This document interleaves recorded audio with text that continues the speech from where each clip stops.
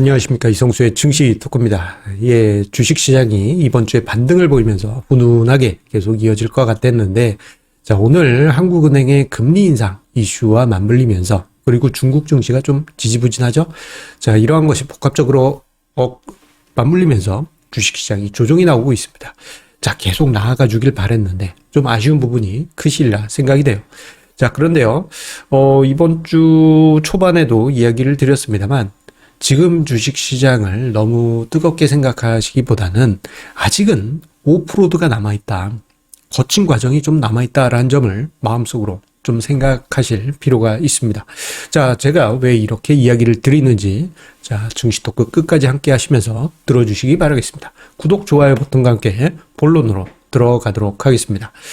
자, 생각해보면, 지난 6월 달에 제가 증시 토크에서 조금 이제 하반기 때는 조심해야 될 부분이 있다라는 점을 여러 차례 강조드렸고, 7월 첫 거래일 때 증시 토크를 통해서 이를 악물고 여름장을 맞이해야 된다라는 점을 강조드렸습니다. 자, 우연이든 필연이든 7월 달에 조정이 발생했고요. 8월 달에는 둘째 주와 셋째 주에 거친 하락이 만들어지면서 많은 투자자분들이 힘들어 하셨고, 와, 이거 어떻게 해야 되나? 예, 고심하실 정도로, 예, 제법 기쁜 낙폭이 발생했습니다. 자, 이러한 상황, 예, 이번 주에 증시가 반등을 하면서, 이제는 좀, 숨고르기 할 때가 되지 않을까. 혹은 이제부터 다시 가자가 발생하지 않을까. 그렇게 생각하신 분들이 많이 계셨을 텐데요. 그런데 아쉽게도, 아직까지는 그 시점이 되기는 좀 부족한 부분이 있습니다. 특히나 제가 일단은 여름은 각오하자라는 점을 이야기 드렸는데, 아직은 8월입니다.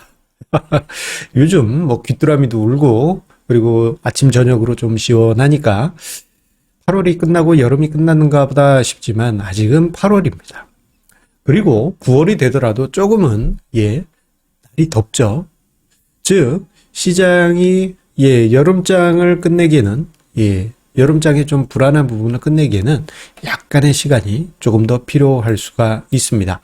자, 왜 이런 이야기를 드리느냐. 예, 가장 중요한 게, 시장이 좀 체력을 많이 소진했기 때문에 체력을 회복하는데 시간이 필요하기 때문입니다. 자, 시장의 체력이 회복하는데 왜 시간이 걸릴까? 이번에 8월에 급락했으니까 8월 반등을 하면 다시 3,300 가고 3,400 가고 이렇게 쭉쭉쭉 사상 최고치 가지 않을까? 그렇게 생각하실 수 있지만요. 주가지수 3,000포인트에서 3,200포인트 사이에 그야말로, 예, 저는 이걸 원귀 매물이라고 부릅니다. 원귀 매물이 켜켜이 쌓여 있습니다.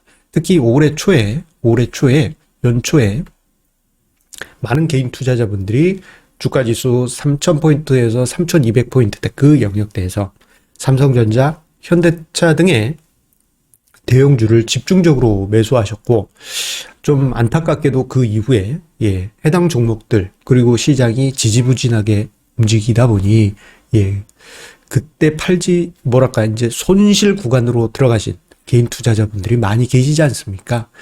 자, 이런 상황에서 증시가 반등을 하게 되면요. 자, 이제 내가 원금이 왔구나 하면서 그냥 짱돌 매물을 던져버리는, 예, 이 악성 매물이 될 수밖에 없습니다. 이거는 어쩔 수 없는 현실이에요. 이러한 매물들이 있기 때문에 저는 이 부분에 대해서 원귀 매물이라는 표현으로 이야기를 드리곤 합니다. 자, 그리고요, 이러한 원귀 매물이 소진되기 위해서는 좀 시간이 필요해요. 예, 매물 흡수 과정이라고 하죠. 등락 속에서 매물 흡수 과정이 필요합니다. 자, 이게 첫 번째 시간이 필요한 이유고요. 두 번째로는 8월 달에 너무 대역급의 IPO가 있었어요. 너무 개수로도 많고, 그리고 더 결정적으로 카카오뱅크와 크래프톤이 8월에 동시에 상장했던 거 요 자체가, 예, 저는 이게 문제였다라고 생각합니다. 자, 이 공모하는 과정에서 유동성 쪽쪽 빨렸죠. 그 모습은 마치 이런 것 같았어요. 지금 화면 오른쪽에 좀 생뚱맞게 옛 영화 천녀유혼의 포스터가 있는데요. 예전에 저 영화 보시면은, 이렇게 무섭게 생긴 분이 와 하면은 이제 뭐가 이렇게 쭉 날아가서 멀쩡한 사람 기를 쭉 빨아먹잖아요. 그러면 그 사람이 이제 껍데기만 남죠. 자, 뭐 그 정도까지는 아니지만 카카오뱅크하고 크래프톤이 상장하면서 시장의 유동성을 쪽쪽쪽쪽쪽 빨아갔습니다. 기 빨아먹은 거예요. 자, 그나마 지금 시장 체력이 워낙 좋았기 때문에 뭐 체력 100점에서 한 80점 정도까지 빨렸습니다. 그래도 엄청 빨린 것이죠. 자, 이 체력이 회복되기 위해서는 조금 시간이 필요합니다. 예, 아이고. 뭐, 신규 상장 좀 자제했으면 좋겠는데, 이게 뭐 제가 원한다고 되는 게 아니다 보니까 좀 시간이 좀 필요로 할 수가 있는 대목이에요. 그리고, 자, MSCI 이머징 리밸런싱 이슈 때문에라도 이번 8월 달 같은 경우에는 외국인 매도가 나올 수밖에 없는 상황이었죠. 자, 코스피 코스닥 양시장에서 6조 원대 매도 나와 주었습니다. 자, 그 결과, 이거 부담 요인 아니겠지 않습니까? 자, 이러한 부담 속에서 시장은 잘 버텨 주었어요. 자, 하지만 시장이 이런 상황에서 다시 증시 체력을 회복하기 위해서는 시간이 필요할 수밖에 없습니다. 자, 그렇다면 그 시간은 어느 정도 필요하겠느냐? 자, 그러기 위해서는 아주 중요한 전환점이 필요하다고 생각합니다. 그것은 바로 코로나 백신 완전 접종 40% 선을 넘어가는 그 시점이 아닐까 싶습니다. 자, 지금 영국하고 싱가포르 같은 경우에는 백신을 충분히 접종하면서 위드 코로나 시대로 거기 이제 시험 삼아 넘어갔죠. 뭐 치사율도 지금 그 일반 독감 수준으로 많이 줄었다고 합니다. 그 이유가 백신을 그만큼 접종했기 때문입니다. 자, 그런데 왜 하필이면 40%냐? 제가 8월 17일자 증시 토크에서 이야기를 드렸습니다만, 자, 이 40% 선을 기점으로 해서, 자, 오른쪽에 선진국들, 완전 접종률이 40%를 훨씬 넘어간 선진국들을 보게 되면 하반기 때 증시가 전반적으로 훈훈했어요. 이에 반해서, 완전 접종률이 40% 미만인 이머징 국가들 같은 경우에는 이거 좀 뭐가 애매하죠. 전반적으로 좀 증시의 부담 요인이었던 부분이 있습니다. 이 부분은 펀더멘탈적인 측면에서 보게 되면요. 완전 접종률이 높아졌을 때 경제가 다시 리오픈 될 수 있기 때문입니다. 저 같은 경우에도 제가 9월 1일에 화이자로 2차 접종 받습니다. 자, 사람들, 지인들, 보고 싶어요, 찾아갈게요 하더라도 9월 중순 이후에 오세요라고 저는 이야기를 합니다. 그 이유가 백신 완전히 맞고 마음 편해졌을 때야 제가 어떤 대외적인 활동을 편하게 할 수 있기 때문입니다. 자, 그 전까지는 5%도입니다. 자, 지금 현재 한국의 완전 접종률은 빨리빨리 올라왔어요. 26%까지 올라왔습니다. 8월 16일, 17일 그때 당시 19%에서 20%였으니까 매우 빠르게 올라온 거죠. 자, 이러한 추세로 본다면은 대략 9월 정도 될까요? 9월 중하순 또는 좀 늦어지면 10월 초에는 백신 완전 접종률 40%를 넘어가고 50%까지도 넘볼 것으로 예상됩니다.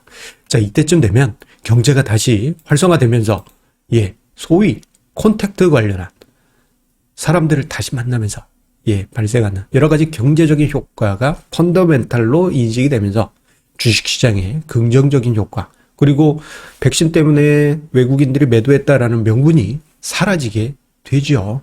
그래서 한 달 정도는 좀 마음의 각오를 흔들흔들하는 시장이니까 마음의 각오를 하실 필요가 있겠습니다. 자, 그렇다면 무조건 시장을 부담스럽게 봐야 되겠느냐? 그것은 아니라고 이야기 드리고 있습니다. 자, 증시가 흔들흔들한다라는 것은 하락장을 이야기하는 게 아니에요. 올라가려고 하다 거칠게 하락할 수도 있고 한번 훅 빠졌다가 거칠게 또 올라올 수도 있고 이러한 상황이 반복이 될 수가 있습니다. 자, 특히나 지금 시장에서는 올라가려고 하면은 원기 매물 아이고 본전만 대봐라 내가 팔아버린다 이렇게 좀 벼르시는 분들 많이 계시죠. 자, 이런 매물이 기다리고 있기 때문에 반등하려고 하다 조정이 나올 수 있고요. 또 때마침 대외적인 악재가 겹치게 되면은 하루 정도의 시장에 급락이 나오고 이로 인해서 마진콜이 발생하면서 비이성적인 주가 급락이 종목 전반적으로 우리가 지난주, 지지난주에 본 것처럼 나타날 수도 있습니다. 자, 이런 상황 속에서 우리가 비관적으로 생각해야 되느냐? 그건 아니라고 봅니다. 저는 체리 피킹 할 기회가 5%도 사이, 예, 시장이 꿀렁꿀렁하는 과정에서 만들어지리라 생각을 합니다. 자, 체리 피킹이라고 하는 것은 그 체리 농장에서 허리케인이나 뭐 이런 큰 태풍이 지나고 난 다음에 그 떨어진 체리들을 주워 가시든가 이게 싸게 이렇게 뭐 관광객이나 지나가는 사람들한테 이렇게 돈 받고 기회를 주는 거죠. 그래서 좀 눈치 빠른 사람들은 저 기회를 노려서 뭐 태풍에 떨어진 뭐 체리라고 하더라도 깔끔한 거 있을 거 아니에요. 그런 거만 이제 막 주워 담는 거죠. 좋은 종목을 헐값에 주워 담는다라고 해서 체리 피킹이라고 합니다.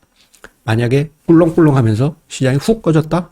그러면은 여러분들 체리 피킹의 기회로 삼아 보시고요. 그렇다고 해서 시장이 반등이 나온다고 해서 그것에 대해서도 또 흥분하지는 마세요. 왜냐하면은 반등이 나왔다. 또 이렇게 될 수도 있기 때문에 따라서 시장을 대하실 때 차분하게 그리고 천천히 급하지 않게 이렇게 봤다가 시장이 요란하네, 사람들이 막 난리 났네, 그러면 그냥 몇 개 좀 쓱 담고 또 기다리고 있는데 또 비슷한 일이 있다 그러면 아이고 thank you very much 하면서 싹 담고 이렇게 시장을 대하시면은 여러분들 한 9월 10월 그때 정도에서는 뭔가 좋은 시장의 기회가 만들어지지 않을까, 그렇게 생각을 해보게 됩니다. 자, 시장 급등락 속에 많은 분들께서 좀 힘드신 시간이 계속 반복이 되고 있는데요. 자, 여름장, 조금만 보내면 됩니다. 조금 있으면 이제 또 가을 오고, 가을 오면 또 이제 또 언제 그랬냐는 듯이, 뭐 이제 계절이 바뀌잖아요. 가을은 또 특히나 제가 개인적으로 좋아하는 계절입니다. 가을이 오면 아주 좋아하는 계절이기 때문에, 가을에 좋은 분위기가 올해 찾아오길 바라겠습니다. 여러분들도 성공 투자의 계절, 빨리 왔으면 좋겠네요. 기다리시면서 너무 급하지 않게, 초조해하지 마시고, 그리고 패닉에 빠지지 마시고, 차분하게 시장을 대하시기 바라겠습니다. 감사합니다.